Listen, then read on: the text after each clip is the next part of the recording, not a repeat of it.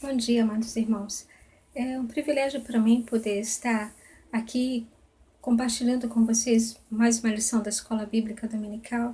Gostaria de agradecer à irmã Esther pelo convite e pelo privilégio que me deu de estar junto com os irmãos.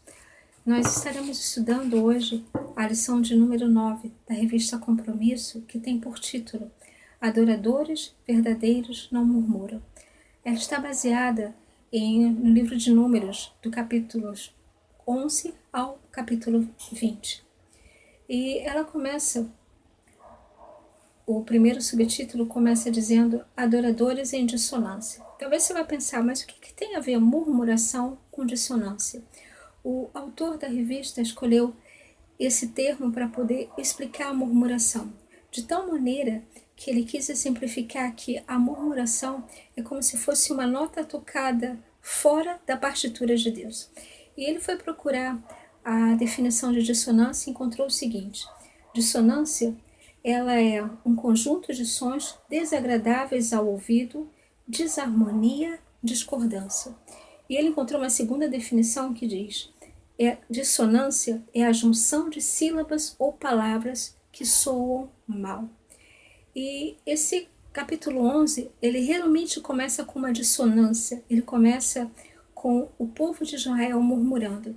Eu gostaria de ler com vocês o finalzinho do capítulo 10 para a introdução do 11, que eu acho que vai explicar bem isso daí. O capítulo 10, o versículo 33, diz assim: Então eles partiram do monte do Senhor e viajaram 3 dias. A arca da aliança do Senhor foi à frente deles durante aqueles 3 dias para encontrar um lugar para descansarem. A nuvem do Senhor estava sobre eles de dia e sempre que partiam do acampamento.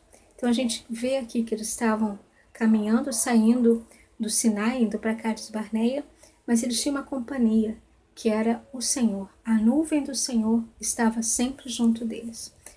E no capítulo 11, versículo 1 começa dizendo: E aconteceu que o povo começou a queixar-se das suas dificuldades aos ouvidos do Senhor. A gente pode mudar essa palavra para: E aconteceu que o povo começou a murmurar de suas dificuldades aos ouvidos do Senhor. E aqui eu creio que explica bem o que quer dizer essa introdução do autor da revista Dissonância. Mas o versículo continua dizendo o que aconteceu. Porque sempre que nós murmuramos tem uma consequência. Sempre que nós nos queixamos, existe uma consequência. E o versículo 1 continua dizendo: Quando ele, o Senhor, ouviu a sua ira, ou os ouviu, a sua ira acendeu-se, e o fogo da parte do Senhor queimou entre eles, e ele consumiu algumas extremidades do acampamento. Então o povo clamou a Moisés, e este chorou ao Senhor, e o fogo extinguiu-se. Por isso, aquele lugar foi chamado de Taberá, porque o fogo do Senhor queimou entre eles. A consequência foi Deus ouvir e eles terem sido queimados pelo fogo do Senhor. Tem uma parte aqui na revista que eu também creio que explica bem murmuração, e eu gostaria de ler. Ela diz assim: murmuração parece ser um mal que tem comprometido o ser humano desde o Éden. Adão já murmurou contra Deus por lhe haver dado Eva. E há pessoas que estão sempre vendo o espinho da roseira e não desfrutam da beleza e do perfume da rosa. Há pessoas que estão sempre vendo o espinho da roseira e não desfrutam da beleza e do perfume da rosa. E aí fica uma pergunta: será que ao murmurar, ao reclamar, ao se queixar, estamos nos queixando de quem? De Deus. Se as pessoas não conseguem ver a beleza e o perfume da rosa, quer dizer que eles não estão conseguindo ver a beleza e o perfume que Deus criou para que eles pudessem apreciar. E é o que acontece. A queixa desse povo, ela tem uma origem e vai ter uma consequência. Vamos ver esse pedacinho aqui, no versículo 4. Um bando de estrangeiros que havia no meio deles encheu-se de gula, e até os próprios israelitas tornaram a queixar-se e diziam: Ah, se tivéssemos carne para comer! Nós nos lembramos dos peixes que comíamos de graça lá no Egito, e também dos pepinos, das melancias, dos alhos porós, das cebolas e dos alhos. Mas agora perdemos o apetite e nunca vemos nada a não ser este maná. Queixar-se fez com que esse povo perdesse a noção da realidade. Eles falam aqui no final, mas agora não temos mais apetite, nunca temos nada a não ser este maná. Tem um hino que diz assim: conta as bênçãos, conta quantas são recebidas da divina mão. Talvez se esse povo já tivesse esse hino, eles poderiam realmente contar as bênçãos. E fica uma lição para nós, ao invés de queixarmos, que nós, ao invés de murmurarmos, que nós possamos contar as bênçãos.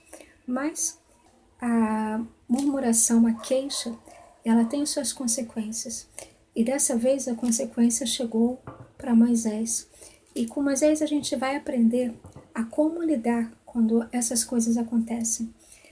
O versículo 10 diz assim: Moisés ouviu de todas as famílias se queixando, cada um à entrada da sua tenda. Então, lembrando, começou com um bando de estrangeiros que passou para os israelitas e agora já alcançou todas as famílias que estavam aonde? À entrada de suas tendas se queixando. Então, acendeu-se a ira do Senhor, e isso pareceu mal a Moisés. E ele perguntou ao Senhor: por que trouxestes esse mal sobre o teu servo?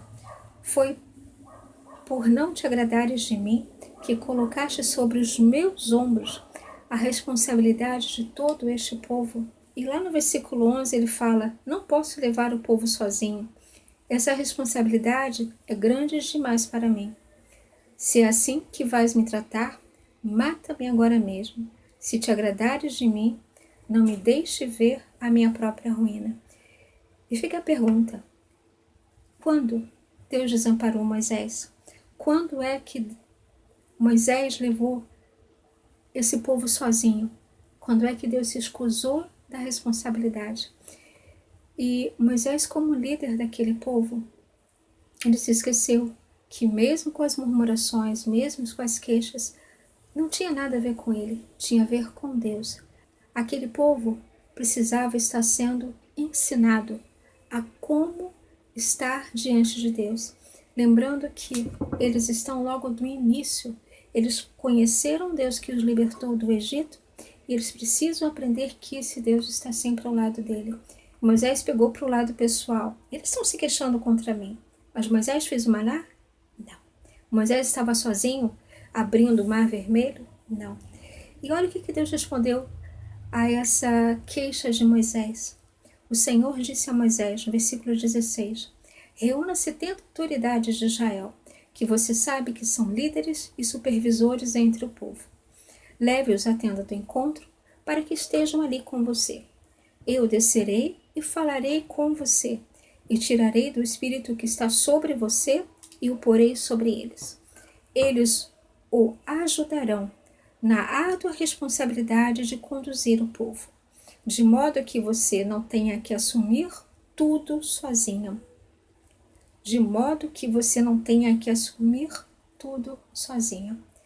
Nós não temos a responsabilidade de fazermos tudo sozinho. Somos líderes na igreja, nos nossos lares, temos responsabilidades como líderes, mas não temos que assumir tudo sozinho e não podemos assumir tudo sozinhos. Fica aqui para nós essa lição de Moisés.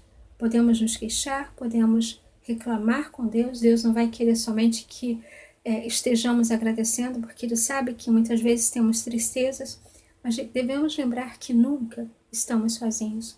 E aqui na posição de Moisés, me faz lembrar muito aquilo que nós vemos em Coríntios, em Efésios, quando fala do corpo de Cristo, que o corpo tem muitos membros, nem todos os membros têm a mesma função.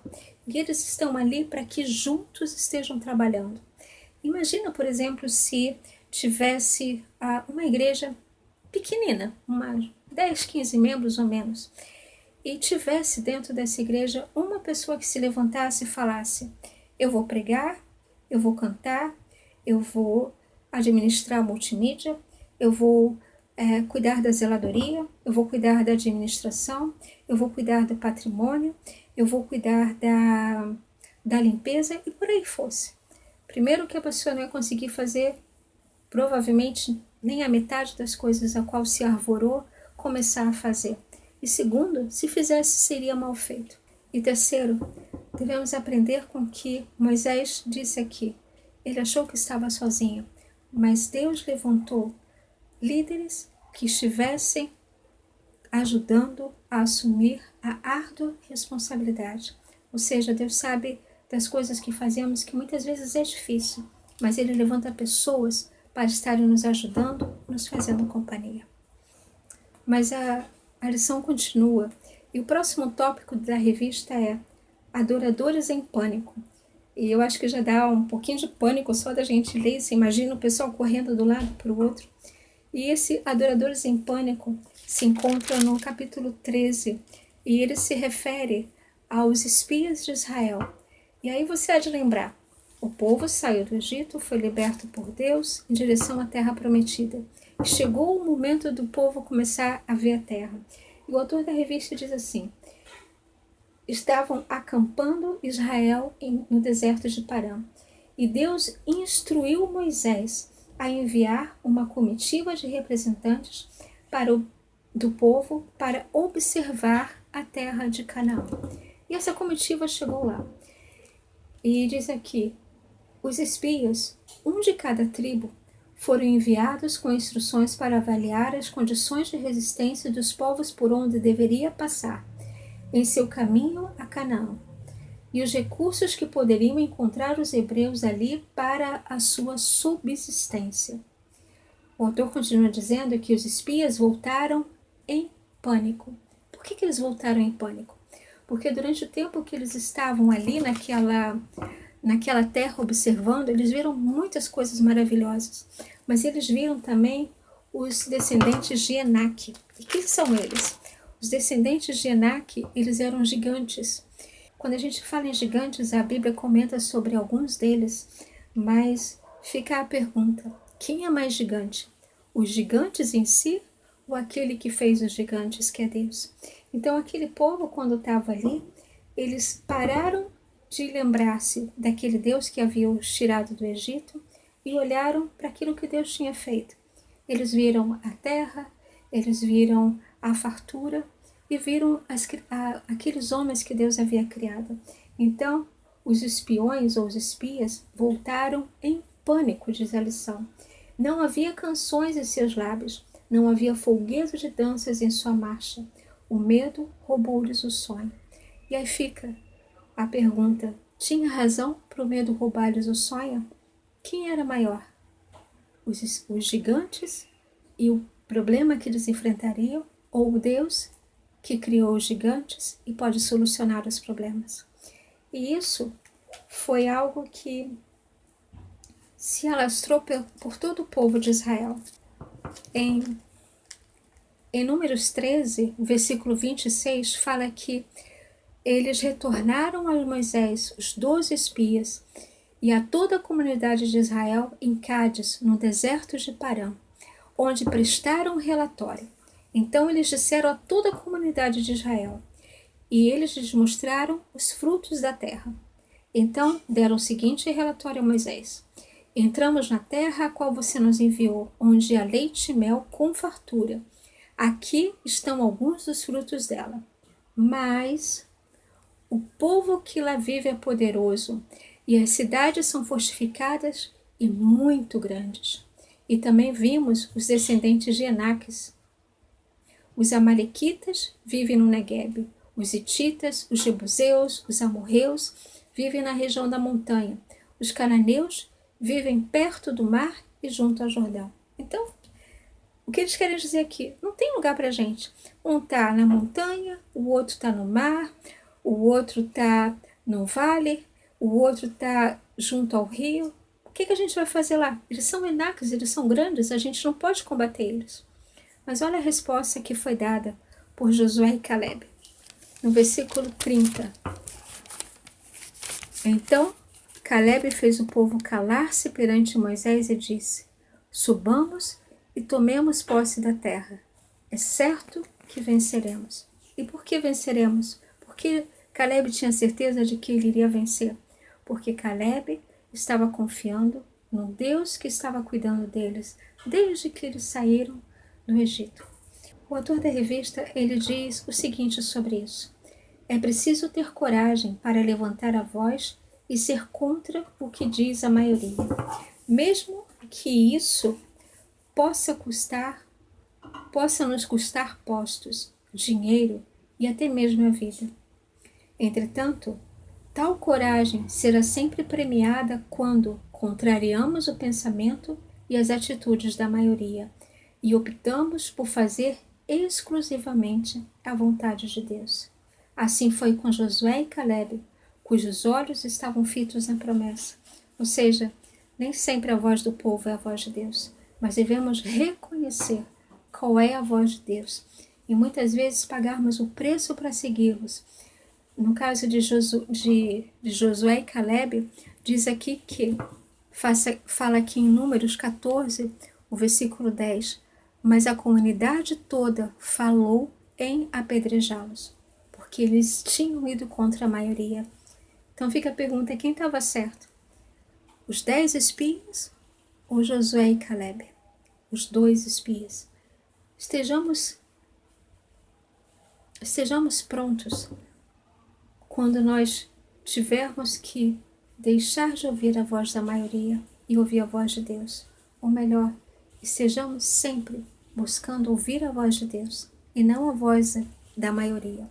Lembrando que, por fazer o certo, a comunidade toda, diz aqui no versículo 11, a comunidade toda queria apedrejar Josué e Caleb.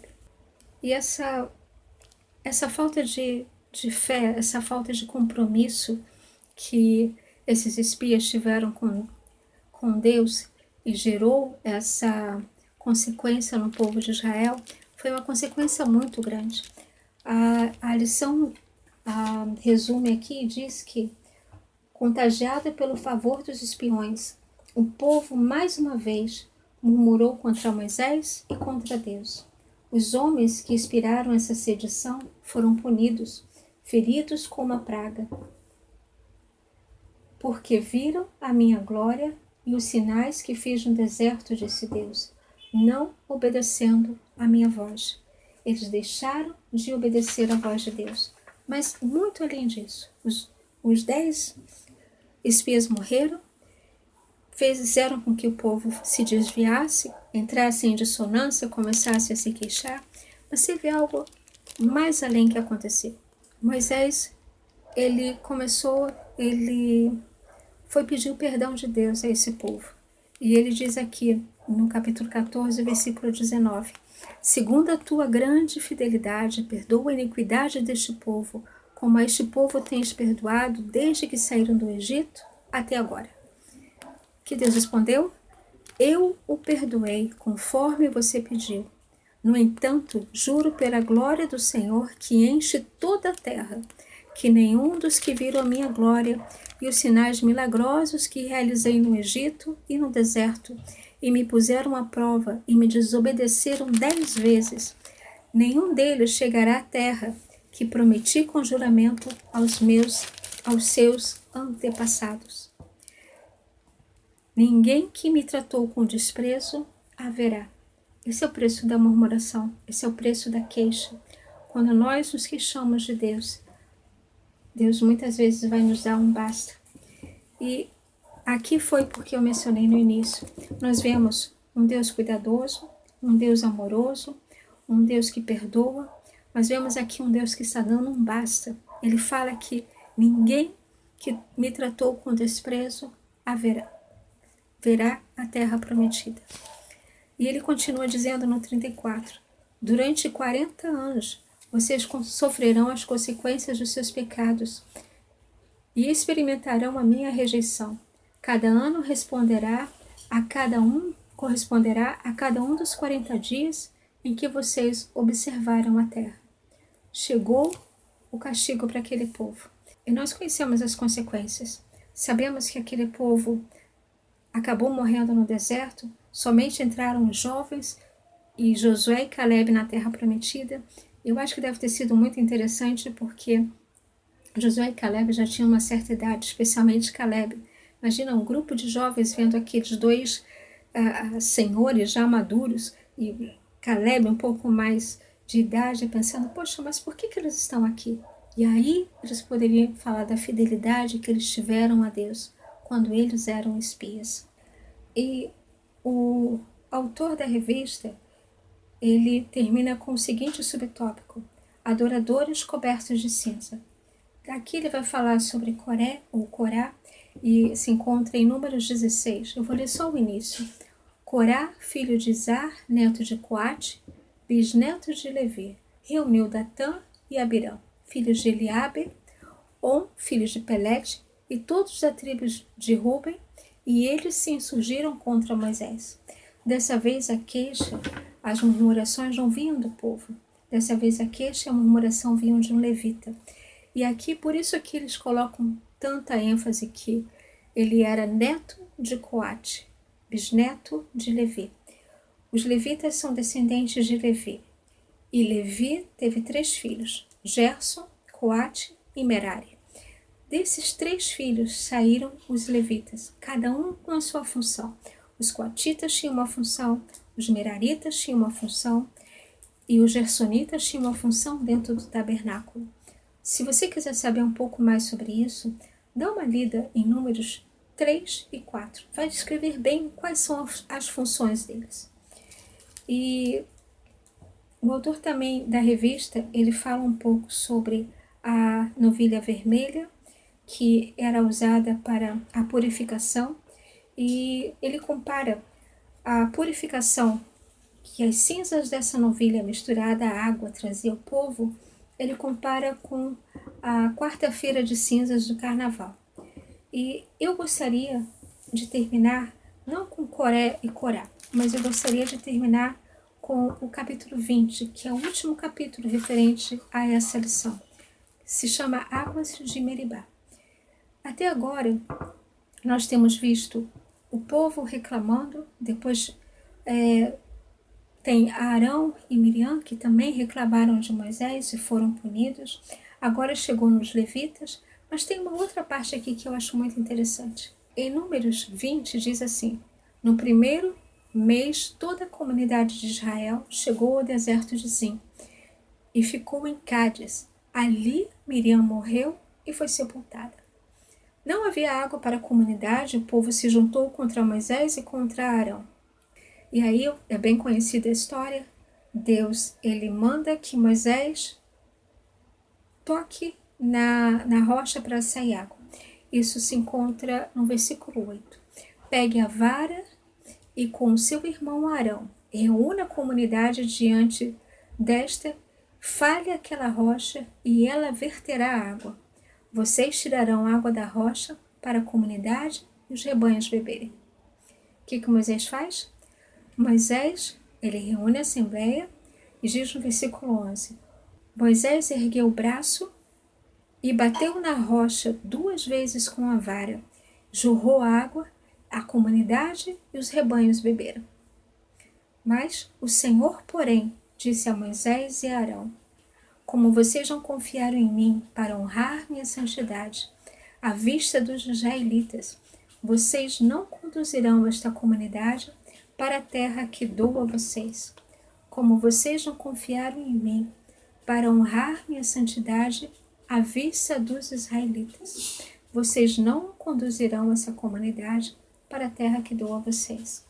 E eu acho essa passagem muito linda, porque apesar de terem muitos estudos sobre o porquê Deus não deixou que Moisés e Arão entrassem na terra prometida, Deus fala aqui que eles não honraram a santidade dele à vista dos israelitas. Nós devemos lembrar que somos aqueles que devem honrar a santidade de Deus diante daqueles que não o conhecem. E aqui é interessante porque Moisés, ele era aquele que Deus usou para tirar os israelitas do Egito. Moisés era aquele que sempre estava intercedendo. E nos nossos olhos humanos, de repente poderia pensar, mas por que Deus se importou com isso daí? Foi só uma coisinha que Moisés fez e todas as outras coisas que Moisés fez que foram tão importantes. Mas devemos lembrar que Deus não vê como nós vemos. Nós podemos lembrar de Isaías, quando ele entrou no templo e ele se deu conta que ele era um homem puro. Quando ele viu todos aqueles querubins cantando Santo, Santo, Santo, nós devemos lembrar que Deus é santo, Ele é santíssimo. E é isso que Deus queria ensinar àquele povo. E aí nós podemos imaginar esse povo que entrou na terra prometida. Eles viram Josué e Calebe. Esses dois já tinham mais idade, provavelmente seriam os mais velhos daquele povo. Eles não viram nem Moisés, nem Arão. E aí eles podem ter perguntado, por que vocês estão aqui? Por que você, Josué e Calebe, estão aqui junto conosco? E a resposta que eles devem ter dado é, nós honramos e confiamos em Deus. E aí fica a pergunta, o que aconteceu com Moisés? Fala que Moisés não entrou. E a passagem da Bíblia que fala que Moisés não entrou na terra prometida se encontra em Deuteronômio 34. Diz assim, então, das campinas de Moabe, Moisés subiu ao monte Nebo, ao topo de Pisga, em frente de Jericó. Ali o Senhor lhe mostrou toda a terra de Gileade e Dan, toda a terra de Naphtali, o território de Efraim e Manassés, toda a terra de Judá, até o mar ocidental, o Neguebe e toda a região que vai do vale de Jericó à cidade das palmeiras de Zoar. E o Senhor disse a Moisés, esta é a terra que prometi sobre juramento a Abraão, a Isaque e a Jacó, quando lhes disse, eu a darei aos seus descendentes. Permiti que você a visse com seus próprios olhos, mas você não atravessará o rio e não entrará nela. Permiti que você a visse com seus próprios olhos, mas você não atravessará o rio, nem entrará nela. Esse foi o final de Moisés. Moisés ele conseguiu contemplar todas as maravilhas, toda a promessa de Deus àquele povo. Ele conseguiu ver, eu imagino que de repente ele conseguiu imaginar como aquela terra ficaria, sentir o cheiro daquela terra, o cheiro das plantações. Mas eu disse para ele, você não atravessará o rio e não entrará nessa terra. Por quê?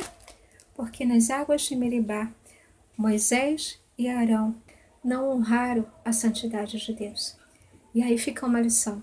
Nós muitas vezes colocamos somente os israelitas como aquele povo que está fazendo murmuração. Mas devemos prestar atenção no julgamento de Deus. E como eu falei, nessa lição a gente aprende que Deus é bondoso, é amoroso, mas também é um justo juiz. E a justiça de Deus é para todos. A justiça de Deus foi para aquele povo que morreu em Taberá. A justiça de Deus foi para Corã, que era um levita. A justiça de Deus foi para Moisés e foi para Arão. Devemos lembrar que a justiça de Deus também é para nós. Então estejamos prontos para quando chegar o dia do julgamento. E como fazendo isso? Aceitando o Senhor Jesus como nosso único e suficiente Salvador, seguindo os ensinamentos de Deus. E como nós seguimos os ensinamentos de Deus? Lendo a nossa Bíblia.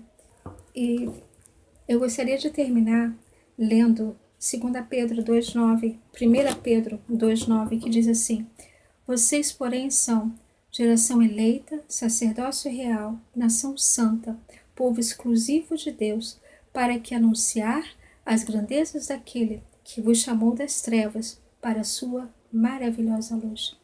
Essa é a nossa função. Essa também era a função de Moisés, a mostrar a santidade, a glória de Deus ao povo. Então sejamos sacerdócio real, nação santa. Anunciemos as maravilhas de Deus àqueles que não o conhecem. Amém?